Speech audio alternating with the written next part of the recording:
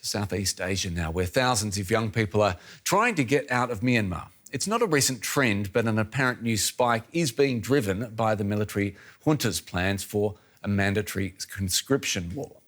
In recent weeks, many have tried to flee into neighbouring Thailand in order to escape that military service. It comes at a time Myanmar's government is struggling to contain armed rebel forces, fighting for greater autonomy in some parts of the country. Hundreds of people queue outside the Thai embassy in Yangon, Myanmar's largest city. Many here hoping to secure visas so they can leave the country and escape military service. It follows an order from the junta that all men aged 18 to 35 and women from 18 to 27 must serve in the army for up to 2 years. Former members of the security forces are also being called back to work. I'm already against the coup, and I have no desire to do service for this military regime. But I also don't have any idea about where to go, what to do next, and I'm uncertain about my future.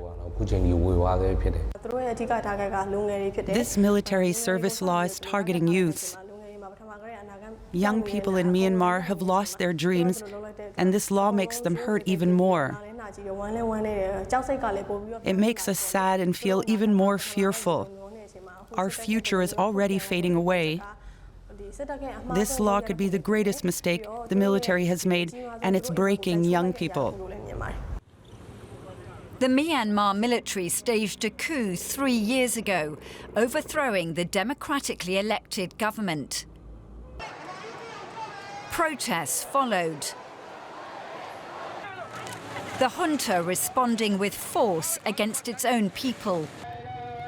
More than 6,000 civilians were killed in the first 20 months after the February 2021 coup, according to the Peace Research Institute Oslo.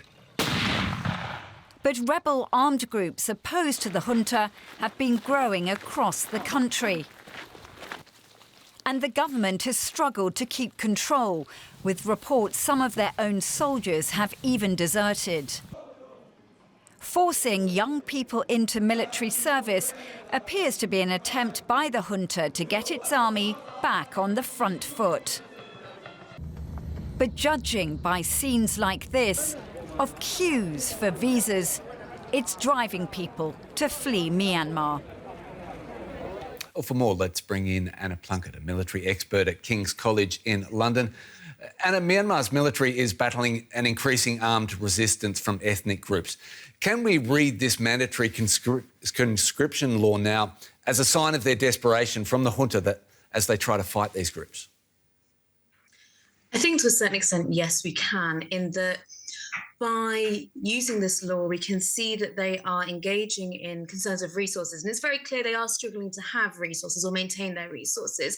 The sanctions that have come in from the US and the West are really biting. They are struggling to get hold of resources and struggling to manage finances as banking and oil go down as well into the sanctions laws. And with Operation 1027, so the coordinated effort of the anti-coup forces since October this year, they have lost a number of bases and towns and very key resources and men. So they are struggling to maintain their level of control and manpower.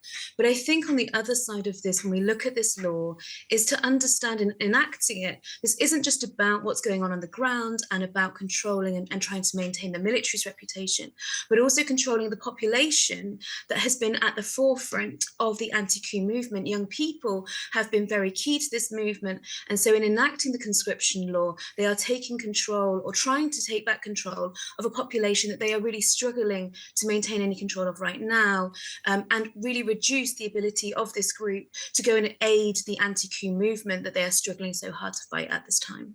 Right, so with all of those points in mind, will the conscription law help the military put down this armed resistance?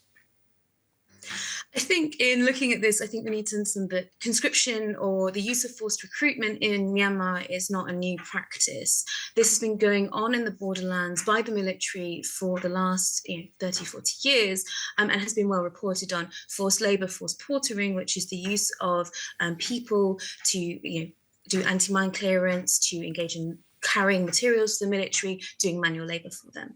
And this is a practice that we've seen in a lot of the war zones in Myanmar. So I think firstly, the question becomes, this is not a new practice. So is this about legitimising something that is already happening, that it gives a legal basis to an action that the military already takes when it is struggling to hold resources? And when we look at what's happening in Arakan and Rakhine and the Rohingya population especially, there is reports that this is exactly what this is about, that recruitment is already occurring, and this is about legitimising that recruitment. In terms of whether they can actually train and protect this population, I think there are really big questions here. The military have always struggled with resources and manpower. Their prisons are full.